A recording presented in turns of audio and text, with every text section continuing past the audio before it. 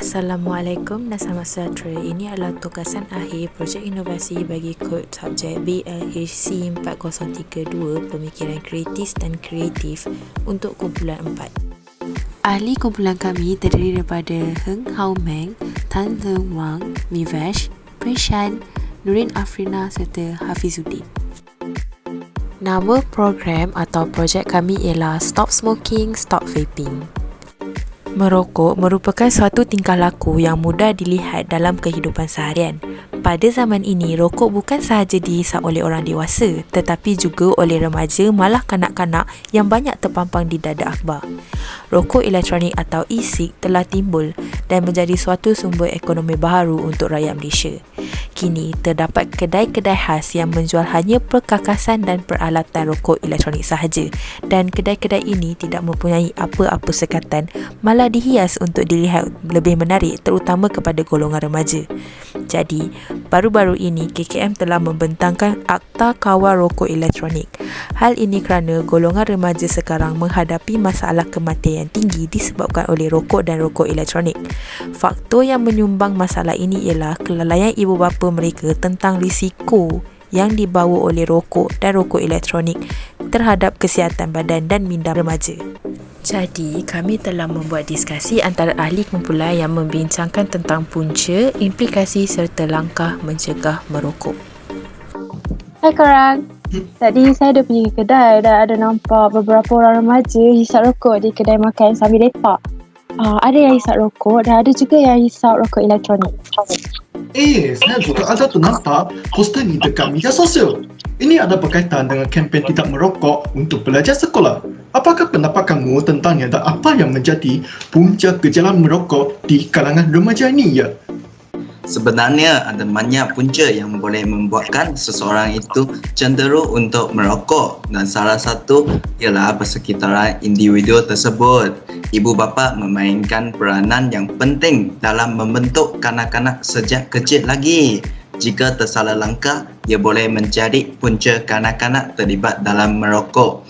Sekiranya mereka selalu tengok ibu bapa mereka merokok sejak kecil, lama-kelamaan mereka akan rasa merokok itu adalah sesuatu kebiasaan dan tidak adalah sesuatu kesalahan. Dan kebiasaan melihat perbuatan merokok juga menyebabkan mereka yang rumahnya ada sifat ingin tahu yang tinggi, ingin mencuba merokok. Jadi tidak peliklah kalau ada kanak-kanak yang mula berjinat-jinat dengan rokok seawal-awalnya seperti 10 tahun. Ya, apa terang yang cakap, saya setuju. Merokok ini membawa kesan yang buruk bukan sahaja pada individu yang menghisapnya. Malah, kesan rokok di tempat awam juga boleh memudaratkan orang sekeliling. Terdapat berbagai penyakit yang boleh berlaku akibat merokok seperti sesak nafas, kanser paru-paru dan tekanan darah yang boleh menyebabkan stroke. Ya, betul tu. Saya setuju dengan Eric. Selain membaikkan kesihatan diri, merokok juga boleh mencemarkan persekitaran. Asap rokok akan menyebabkan pencemaran udara. Jadi bukan hanya mereka yang merokok akan mendapat buruk, tetapi orang sekeliling turut merasa kesedaran untuk mendapatkan udara yang bersih dan segar. Puntung rokok yang dibuang rata-rata boleh mencemarkan alam sekitar, lalu mengakibatkan longkang tersumbat.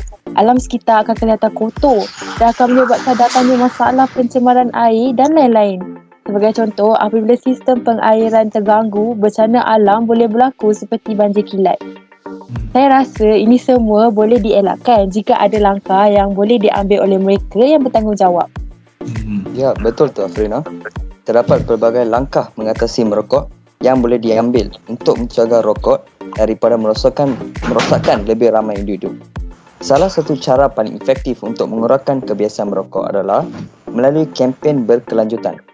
Kempen ini boleh dianjurkan di sekolah, karnival, universiti, dewan serbaguna dan sebagainya. Contohnya ialah kempen tak nak merokok, belia benci rokok dan sebagainya. Kempen-kempen seperti ini sedikit sebanyak dapat mendedahkan keburukan merokok kepada para remaja dan masyarakat umumnya. Selain daripada itu, merokok dalam kalangan pelajar akan terus meningkat jika tidak dilakukan tindakan pencegahan yang efektif. Orang tua harus lebih bertanggungjawab dalam mendidik anak-anaknya Malah, ibu bapa juga perlu mengetahui latar belakang rakan anak-anak mereka dan perlu memerhati setiap tindakan anak-anak mereka di rumah ataupun di luar rumah. Langkah ini dapat mengelakkan daripada berlakunya kegiatan sosial dalam kalangan remaja. Apa pandangan kamu, Hafizuddin? Peranan media massa juga penting dalam mengatasi masalah rokok di kalangan remaja. Sekarang kita mempunyai teknologi yang canggih. Keberhasilan iklan yang kreatif dapat menarik perhatian masyarakat, terutamanya remaja. Pihak kerajaan harus membuat peraturan yang membatas iklan mana yang boleh ditayangkan di televisyen, papan iklan dan tempat umum seperti restoran. Mereka juga perlu menapis konten-konten di media sosial yang mempunyai pengaruh rokok dan rokok elektronik. Kini, kita dapat lihat para selebriti menjadi duta-duta vape atau rokok elektronik dan memasukkannya dalam muzik-muzik video keluaran mereka. Ini secara tidak langsung menjadi iklan kepada golongan remaja. Pihak berkenaan juga perlu mendedahkan kesan-kesan merokok seperti contoh-contoh organ yang rosak akibat merokok seperti hati, jantung, buah pinggang dan sebagainya. Langkah-langkah ini dapat membantu remaja dapat mengetahui lebih jelas tentang isi kandungan yang terdapat di dalam rokok tersebut. Kawan-kawan sekalian, merokok adalah amalan yang boleh memudaratkan kesihatan kepada perokok dan juga kepada orang ramai yang berada di sekitar mereka. Walaupun masyarakat menyedari hakikat ini, namun masih ramai di kalangan kita yang terus mendampingi amalan berbahaya ini. Jadi kita perlulah sama-sama berusaha untuk membateras gejala ini, terutama sekali di kalangan remaja. Marilah kita menolak merokok.